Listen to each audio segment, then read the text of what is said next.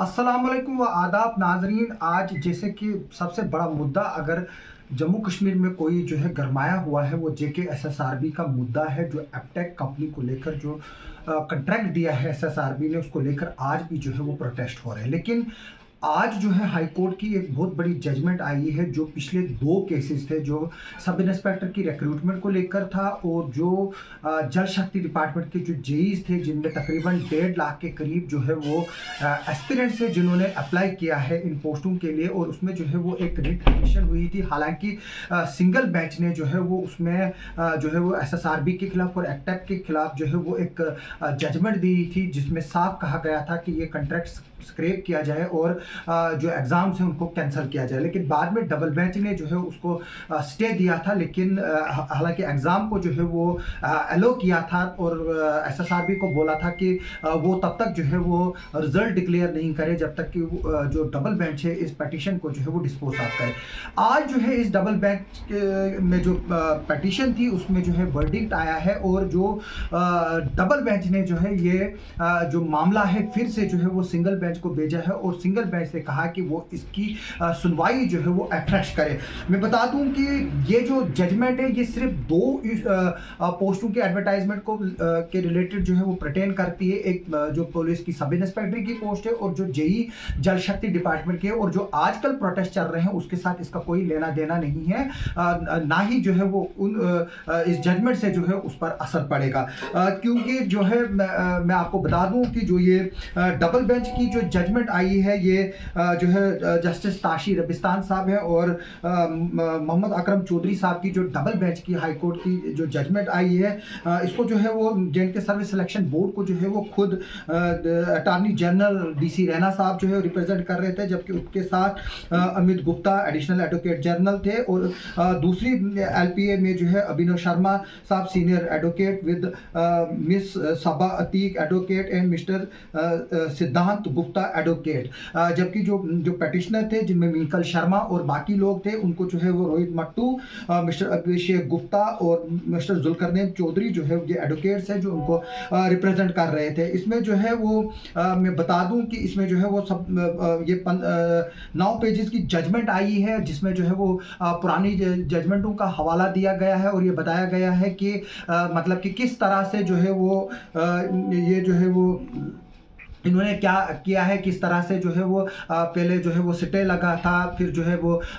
Single bench ने जो है इसको ऑर्डर को जो है वो पूरी प्रोसेस को जो है वो क्वैश किया था और बोला था कि अफ्रेश जो है वो किया जाए, और पूरे प्रोसेस को जो है वो ख़त्म किया गया था, जिस पर डबल बेंच ने जो है वो फिर सुनवाई की थी। लेकिन मैं बता दूं कि जो ये जजमेंट आई है इसका जो आखिरी ऑपरेटिव पार्ट जो 15वां पॉइंट है जजमेंट का, उसमें ये लिखा है in view of the what has been discussed above, यानी कि जो पुराना जो मामला वो डिस्कस वगैरह किया है, इस पर जो है वो हाई कोर्ट की जो डबल बेंच कहती है कि वो उसके मेरिट्स और डिमेरिट्स पर इस वक्त जो है वो डिस्कस नहीं करना चाहते हैं, और ये प्रॉपर नहीं होगा कि वो इसको जो है वो डिस्कस करे, और ये इस अपील को जो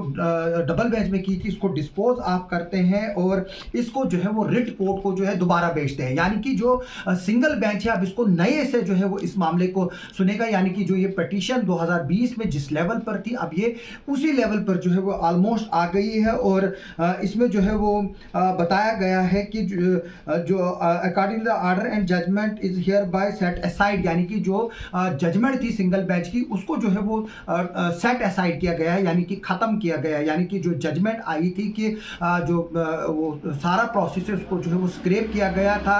और एग्ज़ाम को जो है वो रोका गया था। हालांकि बाद में डबल बेंच ने कहा था कि आप एग्ज़ाम कर लो, तब तक उसको जो है वो रिजल्ट डिक्लेयर नहीं करो जब तक जो है वो पूरा नहीं हुआ था। उसके बाद जो मैं बता दूं आपको कि जो बाद में जो है एग्ज़ाम कंडक्ट किए गए थे, लेकिन अभी भी जो है वो स्टेटस को जो है वो बरकरार रहेगा, यानी कि जो PSI के और जो JEE जल शक्ति के एग्ज़ाम्स हुए हैं वो अभी तक उनके रिजल्ट जो है JKSSRB जो है वो डिक्लेयर नहीं कर सकती है जब तक कि सिंगल बेंच जो है अब इसको दोबारा से ना सुने और उसको जो है वो डिस्पोज ऑफ ना करे। इसके अलावा जो है वो जो बताया ये गया है कि जो रिट रेस्पोंडेंट है, यानी कि जो एपटेक है और जेकेएसएसआरबी है उनको 2 हफ्ते का टाइम दिया गया है कि वो कोई भी ऑब्जेक्शन या काउंटर अगर उनको फाइल करना है वो जो है वो कर सकते हैं, या कोई नई चीज़ जो है उनको उसमें लानी होगी पिटीशन में वो ला सकते हैं, अमेंड करनी होगी। जबकि जो पेटिशनर जिन्होंने ये पिटीशन की थी विंकल शर्मा और अदर, उनको जो है वो 1 हफ्ते का टाइम दिया है। जब वो उसका रिजाइंडर या काउंटर जो है वो भरते हैं उसके बाद जो है ये 1 हफ्ते के अंदर जो है वो उसको जो है वो रिजाइंडर भर सकते हैं। और तब तक जो 9/12/2022 का जो इंटरिम ऑर्डर था वो जो है वो बरकरार रहेगा, यानी कि जो ये रिजल्ट है जेकेएसएसआरबी वो तब तक इन पोस्टों के फाइनल रिजल्ट जो है वो पब्लिश नहीं कर सकते, सिलेक्शन प्रोसेस कंप्लीट नहीं कर सकते जब तक कि सिंगल बेंच जिसको अब रिट कोर्ट को जो ये दोबारा भेजा गया है वो जो है वो तब तक जो है वो डिसीजन इस पर नहीं लेगा। हालांकि मैं बता दूं कि जो इस वक्त जो लड़के प्रोटेस्ट कर रहे हैं उससे इसका कोई ताल्लुक नहीं है, और एसएसआरबी ने भी जो है इस पर काफ़ी चीज़ें जो है वो वजाहत की और जो नौजवान लड़के हैं उनको बोला है कि वो गुमराही की तरफ ना जाए, और वो इंश्योर कर रही है एसएसआरबी की जो एग्ज़ाम है वो फ्री एंड फेयर होंगे और सही एग्ज़ाम होंगे। और लड़कों में भी जो है इस के ज़रिए जो है वो इस वीडियो के ज़रिए जो नौजवान लड़के हैं जो सड़कों पर है उनको मैं रिक्वेस्ट करता हूँ कि वो लॉ एंड ऑर्डर अपने हाथ में ना ले। अगर उनको कोई भी किसी तरह की भी ऑब्जेक्शन है वो इसी तरह से जो है वो कोर्ट में अप्रोच कर सकते हैं जिस तरह से विंकल शर्मा और अदर्स ने किया, ताकि जो लॉ एंड ऑर्डर भी जो है वो बरकरार है। और हमें खुशी होगी अगर कोर्ट मॉनिटर जो ये प्रोसेस चल रहा है अगर इसको कोर्ट मॉनिटर करती है और इसमें फ्री एंड फेयर सिलेक्शन होगी कोर्ट के मॉनिटर के उसमें अंडर सुपरविजन में, तो ये एक बहुत बड़ी बात होगी। मेरी रिक्वेस्ट है लड़कों को कि लॉ एंड ऑर्डर हाथ में लेने के बजाय जो है वो एग्ज़ाम प्रोसेस में जो है वो पार्टिसिपेट करें, और अगर उनको किसी तरह के शक व शुबात है वो ऑनरेबल कोर्ट का सहारा लेकर जो है वहाँ पर इसी तरह की पिटीशन जो है वो दायर कर सकते हैं। अब इस पर जो है वो क्या क्या डिटेल्स आगे आएंगी वो हम आपको बताएंगे। एसएसआरबी ने भी जो है वो कुछ गाइडलाइंस इशू की है, मैं उस पर अलहदा जो है वो वीडियो बताऊँगा। और तब तक जो है वो आप हमारे चैनल को और हमारे फेसबुक पेज को जो है वो देखते रहे। आप सबका सुनने के लिए और देखने के लिए बहुत बहुत शुक्रिया।